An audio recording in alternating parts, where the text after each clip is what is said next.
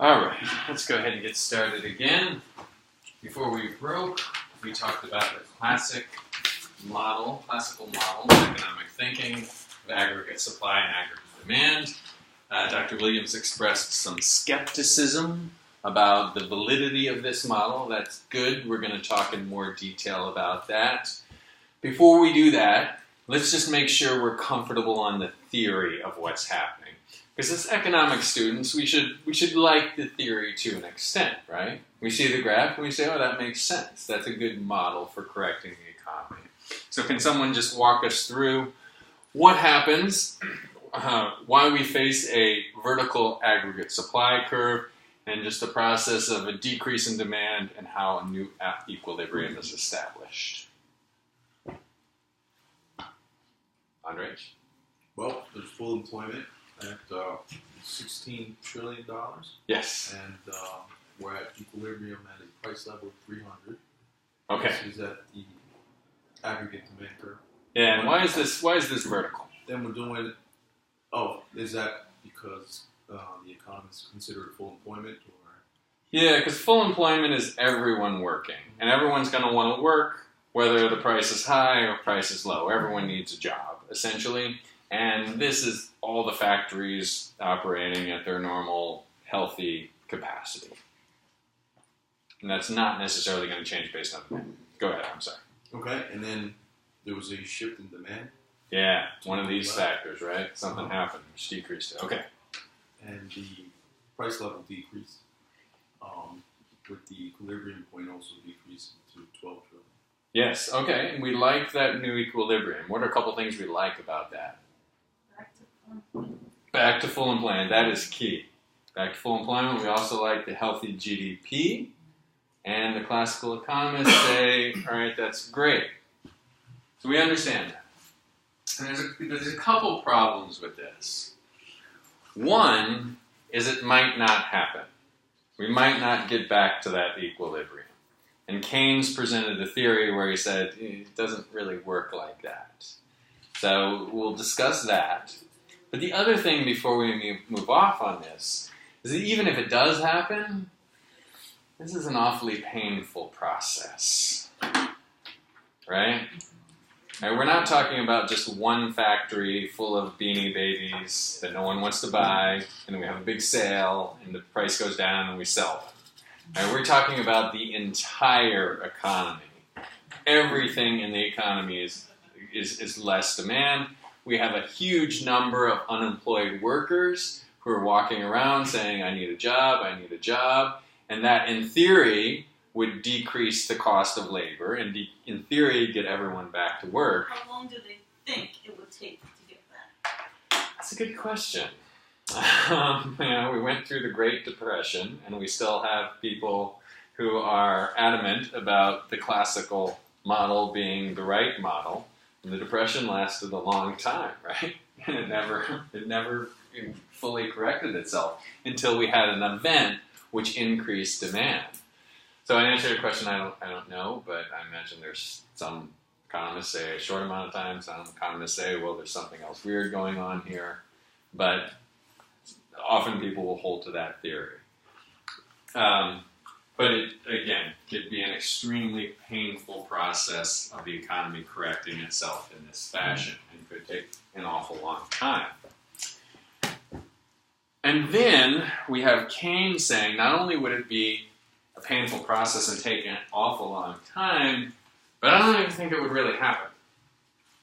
I don't think it would happen because if demand decreases and we're in a recessionary environment, we have those factors which prevent the price from going down. And they are union contracts, minimum wage laws. And those folks who are working on those union contracts and minimum wage laws, maybe they're spending just enough in the right places to prevent prices of goods from decreasing very much. At the same time, we have the usual suspects, the usual factors of why price would not go up. So if you have a bunch of unemployed workers, the cost of labor is probably not going to go up. You have a bunch of unsold products, price of those products is probably not going to go up. So then what happens under the Keynesian view? Once we have a recession, once we have a decrease in one of these factors, what happens? It's all right there in the graph. I'll give you a hint. What's the result?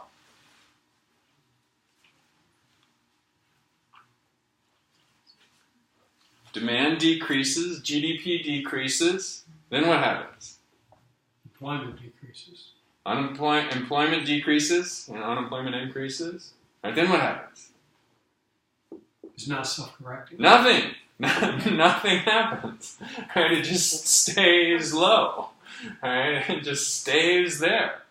Right? If we don't step in and change the economy, if we don't boost it somehow, then nothing happens.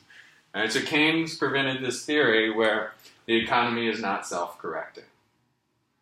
And what he said was, we need one of these factors. Specifically, he liked the idea of government. He said the government needs to step in, spur the economy, get people spending again, and that is the way to get back to full employment and to increase the GDP. The Keynesian view. I remember when I was studying this, I remember that Keynesian view. I thought of Keynes and I thought of keys. And I thought, like he said, we need like a key to sort of jumpstart the economy, that being government spending. All right, so we need some sort of stimulus to push that economy back, get us close to full employment under the Keynesian view. Keynes was this famous Cambridge University economist who wrote the General Theory of Employment, Interest, yada yada, in 1936. He said, when there was a severe recession, that the horizontal supply curve, it's flat, exists because prices and wages are rigid and fixed or rigid.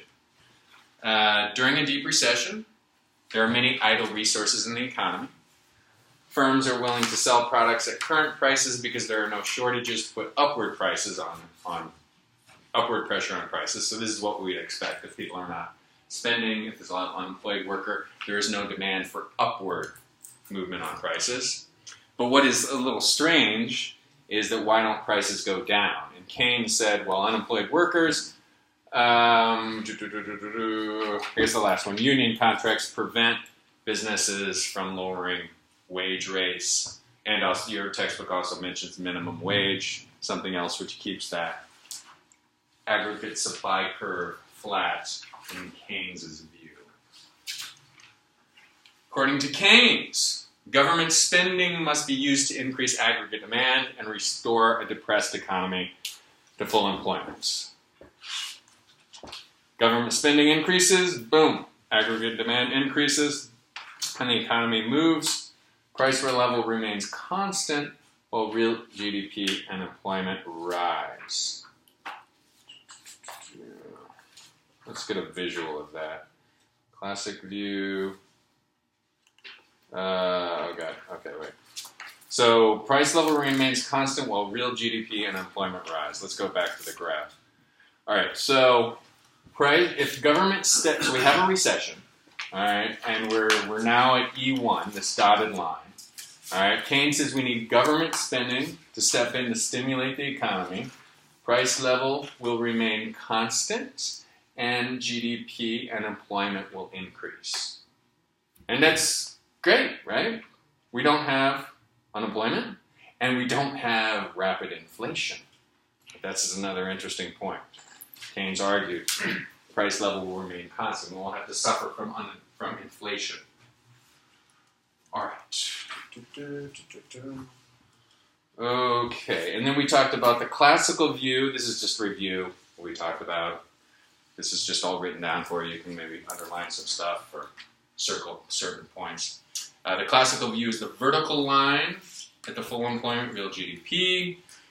The economy operates normally at full employment because real GDP markets will adjust within a short period of time. Lonnie, that's an answer to your question, a short period of time. Unlike the Keynes, classical economists believe and flexibility of prices and wages. A decrease in aggregate demand creates a surplus of unsold goods. Firms cut prices and lay off workers. That drives the prices down. As prices fall, consumers increase their spending downward along the aggregate demand curve, according to the real balances effect.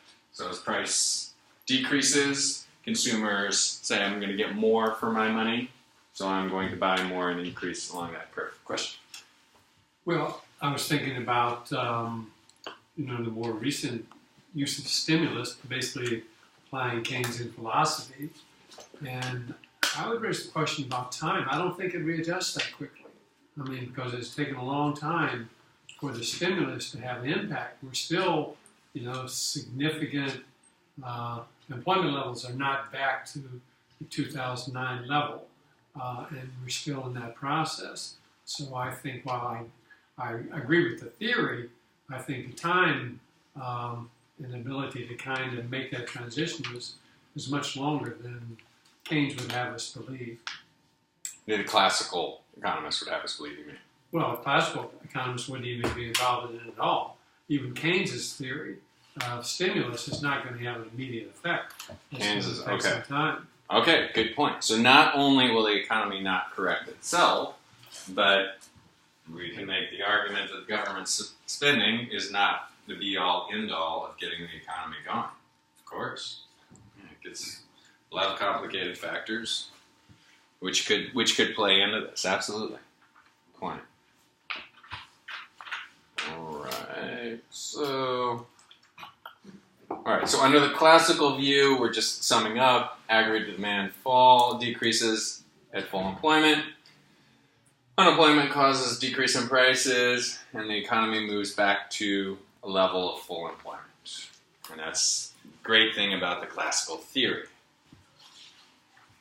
All right, now let's talk about this intermediate range. So economists have cut and pasted these two models. They said, well, Keynes talked about a recessionary environment, and there is some evidence that the aggregate supply curve is horizontal in that recessionary environment. There's also some evidence that the aggregate supply curve is vertical in the full employment environment. And for those reasons that we mentioned, like everyone's working. You can't do much more than everyone working all the time, no matter how much prices increase. So economists will often say there's a classical range. With that rationale, I keep pointing to Andres because I answered that question. We'll credit Andres with coming up with that theory. And then there's the Keynesian range, which in the recessionary environment, there's reasons why the price may not change. But the intermediate range is just all the stuff that we would think about with normal supply and demand. All right, those things will still have a place. Those things will still be a factor. For example, if we're increasing GDP, right, we have more demand for goods and services. So as companies have to produce more, workers and unions say, all right, it's time to pay us a little bit more. And the owners, the manufacturers are facing a lot of pressure to produce, so they can't really say no. So it's harder for them to say, no, you can't have a wage increase. So as GDP increases, they sometimes have to pay workers more. Also, as demands increase for final goods and services, i.e. GDP increases, they might have to use older equipment, different factories. They might say, oh, we haven't used this factory since the recession of 2009. It's out of date. It's not as efficient, so it's going to cost us a little bit more to use those materials. And so we're going to have to charge a little bit more. So in the intermediate range, there's some normal supply-demand things that we've studied the whole class. And then we now know some theories about the Keynesian range and some theories about the classical range. Any questions? All right, let's look at a couple of examples of equilibrium and change in equilibrium. So equilibrium occurs where demand curve equals supply curve. We know that. We've talked about that already. Suppose aggregate supply meets aggregate demand at a GDP of $8 trillion. Full employment, if everyone were working, we would have a GDP of $16 trillion. And then what's the difference between those two? Remember the term we learned last time? GDP gap? All right, what's the GDP gap?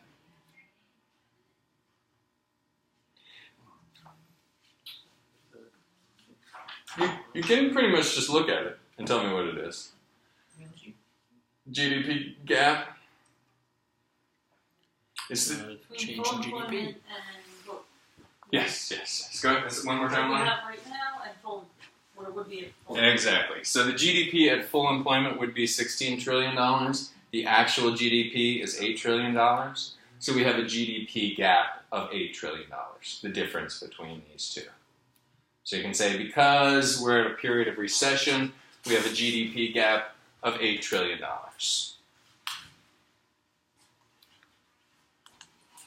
All right. This is just review. Yeah. Okay, this is just review. We talked about along the Keynesian range, real GDP increases while price level remains constant. So we have this flat, real GDP could increase without price increasing. Along this intermediate range, we could have real GDP increasing and price would be increasing. And then we get into the classical range. We're producing as much as we can, but we'll gladly take more money for our product. Price increases significantly at that rate. So suppose we have these shifts in aggregate demand. This is along the Keynesian range. Price does not increase. Intermediate range, GDP and price increase. And in the classical range, price increases significantly. Suppose conversely, we have a decrease in demand. And actually, these are numbers. I like this graph. These are numbers from the actual Great Recession. So we have this first aggregate demand curve, Q3 2008. We have a CPI of 219, and we have a GDP of 14.9 trillion. All right, and then in Q4, 1 quarter later, we have a shock, a decrease in GDP from 14.9 trillion to 14.6 trillion, and we have deflation from CPI of 219 to 212. And, just to prove Keynes right, we have data from Q2 in 2009, 6 months later, where the GDP has decreased by another 0.3 trillion, which would be 300 billion, and price level has not decreased. Initial deflation, but prices stabilized after that. Everyone see how that happened? This is real. Real stuff. Along the intermediate range and then the Keynesian range. All right. A couple things I wanted to talk about with shifts in the aggregate supply curve, and then I think we've got a slide where it sums up shifts in aggregate supply and aggregate demand. And actually, I'm going to skip ahead to this summary. So, summary of various things that could change aggregate demand.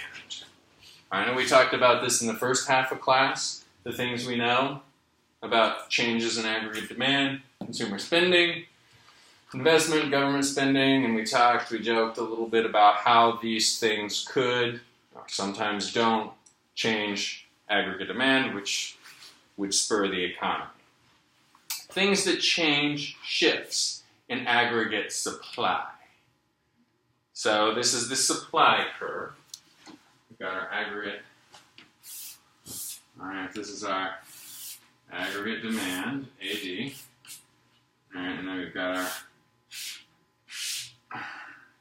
supply curve. All right, let's think of some things that could make that shift to the right or shift to the left. And then we'll think about how CPI is a CPI, how that is going GDP. All right, and think about how that's going to affect the price level, and that's going to bring us back to our discussion of inflation. Just going to wrap everything together for us tonight. So, resource prices. What happens if the cost of resources for producing things increases? How does that change aggregate supply? Decreases. It what? Decreases. Yes, wait, so cost. So any Or I price. should say shift to the left because it'd be less of a supply. Yes, so any price. Yeah, exactly. So at any price, we're going to produce less of it, but at the same price, we're at the same level of production, we're going to charge a higher price. So you could say it goes up, but economists like saying that it goes to the right. So we have an increase in prices, like say oil, to produce things that go into this coffee cup, and we'll get a shift to the left. All right, taxes. We have an increase in taxes, could have the same effect. All right, we have to pay more tax. So at any given price, we're going to produce less because we have all these taxes to deal with. Technological change. We talked about this when we looked at individual supply curve. So we have the full employment GDP, say here. And I mentioned it's a vertical line up and down because everyone's working. It's the best you can do. So if we have a technological change which allows us to produce more with the same, what happens to the aggregate supply curve? Shift to the right. Shifts to the right. Yep. Outstanding. Subsidies, regulation. Let's look at regulation first. So increase in regulation would shift to the left. So at any given price, we're going to produce less because we have to deal with all this regulation. Now subsidies. All right, if we get a positive subsidy, which are subsidies, it would shift to the right. So the sugar suppliers are saying we get a subsidy, so we're going to produce more. And if we have subsidies in the whole aggregate economy, then the whole aggregate supply curve would shift to the right if we have a government that's friendly to subsidies overall. Okay, so we've got a good grip on shifts in aggregate supply. We've always had a good grip on shifts in aggregate demand. And let's look at just a couple fun examples. So shifts, things that would shift the aggregate supply curve to the right. All right, things that would make aggregate supply shift this way. Lower labor costs. All right, we would produce, at any given price, we would produce more. Lower oil prices. Any given price, we can produce more. Lower taxes, reduce the regulations. Any given price, we can produce more because we don't have to deal with those regulations. We don't have to deal with as many taxes. All right. So these are things which would cause a shift to the right, increase in aggregate supply. Okay. So now we're going to talk about our two kinds of inflation, cost push inflation. Remind me what cost push inflation is. I'm going to use the example with the coffee cup. Costs of the materials that go into this are going to increase the price I have to charge for this. So, price of oil increases, my costs will drive inflation. So price level will go up as a result. Suppose there is a huge increase in the price of oil. We have an oil shock. All of a sudden, because oil goes into so many different products. There's a factor in so many different things that are produced. Suppose we had an aggregate supply curve here. All of a sudden we have to pay more for oil. We have a drastic shift to the left. What happens to GDP, price level, and employment? Tell me what happens to those three things. A drastic shift, increase in the price of oil.